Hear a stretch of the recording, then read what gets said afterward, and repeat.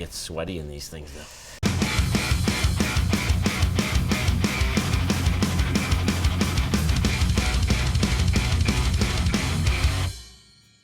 Looks like we've got a White Walker costume here. So this is one of the actual costumes used in the show. Real north of the wall mud. The attention to detail is incredible. They religiously use authentic materials and what have you, so I think nothing's going to look better than the real thing, basically. Yeah, it's crazy. It's got quite a sort of a samurai look to it, hasn't it, I think? It does, very, actually, yeah. Militant kind of regal sort of look to them. I think there's various different versions they do as well, sort of prop versions, some lightweight ones, some more sort of extreme, heavier ones. Touch you with this. Fuck with me. Then we have the Night King over here. Yeah. My favorite scenes of the whole series, possibly.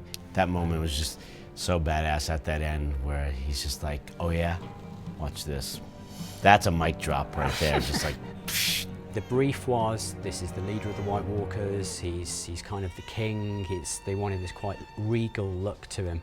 So that's when we started with the original concept designs, and it was like, you know, does he have hair, is he bald, can we give him some kind of crown or something? So it's like, well, maybe we do something to his physiology, so he's actually got these sort of almost like ice-like horns growing out of his skull. He's still got the flavour of the White Walkers, but he's a very kind of streamlined, kind of hardcore version, I think. Hardhome, we've got all, this plethora of zombies and attacking everybody, which, of course, the first thing we're going to go and look at is The Walking Dead, because we're like huge Walking Dead fans, and it's like, what did Greg and Howard and those guys do over at K&B? As much as we want to look at what other people are doing, we also want to do something pretty original as well.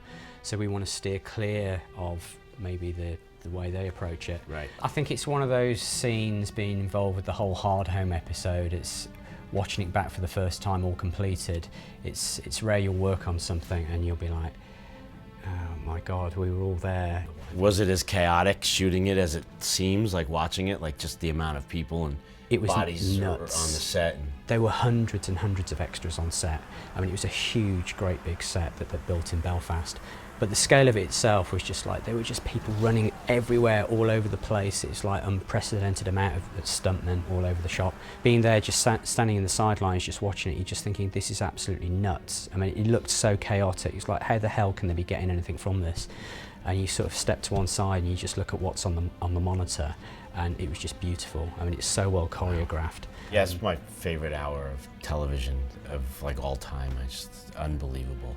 That was our biggest undertaking as a company, but we just got an incredible crew together. I think Hardhome was shot over about 4 weeks. How many people did you have in like full hero makeup? We had One the Giant, we had the Night King, we had 3 of the White Walkers, the Wights, which are the zombies, and we had, on any given day, we had about 30 guys in makeups, green screen suits with silicone bones applied to them, which then VFX basically keyed out all the green, animated them, so they're like the kind of Ray Harryhausen type of skeletal sort of characters. And then we had a couple of different stages of zombified characters who were a bit more decomposed than others. So we had about 30 guys in hero makeups, and then we had 45 guys in pullover silicone background masks, and they're all just sort of dotted around. And then we have White Walker, we sort of termed White Walker X, who's the guy who fights Jon Snow. It's quite a complex makeup. We do pieces for his arms as well, but it's something like about 12 or 13 pieces in total, and it's something like a 5-hour application. We have the guy in the chair. Am I the first American White Walker? You are. Yeah, you're the first American White Walker. All right. We've had like British, Romanian, quite a few European guys. I'm one of those New World White Walkers. Yes.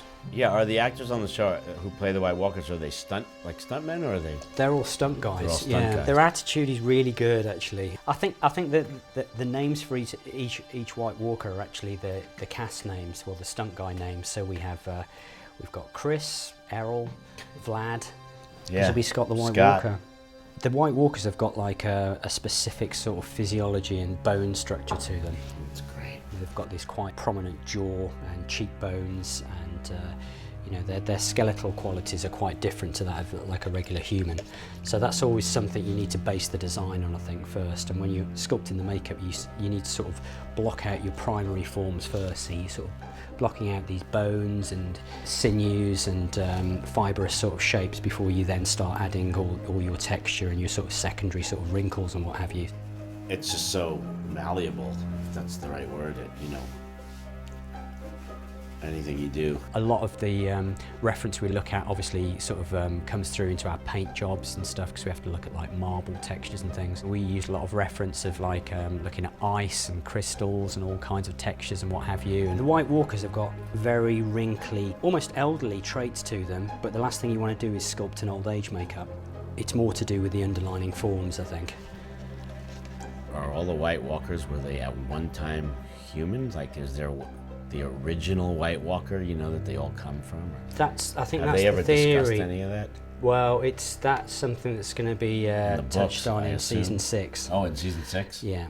You know, a trait with all the White Walkers, they have these blue glowing eyes. So we do special effects contact lenses, and then they give them that sort of fluorescent blue glow in post. Okay.